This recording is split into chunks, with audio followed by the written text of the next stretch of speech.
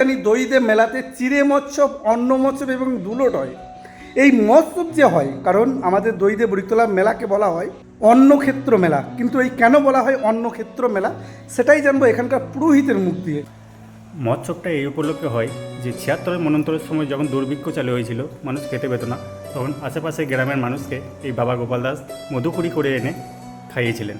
তখন থেকেই চিড়ে মৎসব, অন্ন মৎসব, দুলট এই মেলাতে দান করা হয়, বা এই মৎসব তখন থেকে অবস্থিত হয় মেলায়। আচ্ছা, এই যে মৎসবটা বাবা গোপাল দাসের, এটা আনুমানিক কত বছর ধরে হয়ে আসছে? এটা আনুমানিক যুগ যুগ ধরে হয়ে আসছে। আমি বাবাদের মুখে শুনেছি বা দাদুদের মুখে শুনেছি, একই আমাদের ছেলেপেলেকেও আমরা শোনাচ্ছি। এটা ঠিক আমাদের সেরকম নির্দিষ্টভাবে কিছু জানা নেই, কিন্তু বহু বছর ধরে এটা হয়ে আসছে। তো আমরা জানলাম বাবা গোপাল দাসের যে আগ্রায় মৎসব হয়, চিড়ে মৎসব, অন্ন মৎসব, দুলট, এটা কেন হয় এই পৌরাণিক কাহিনীটা।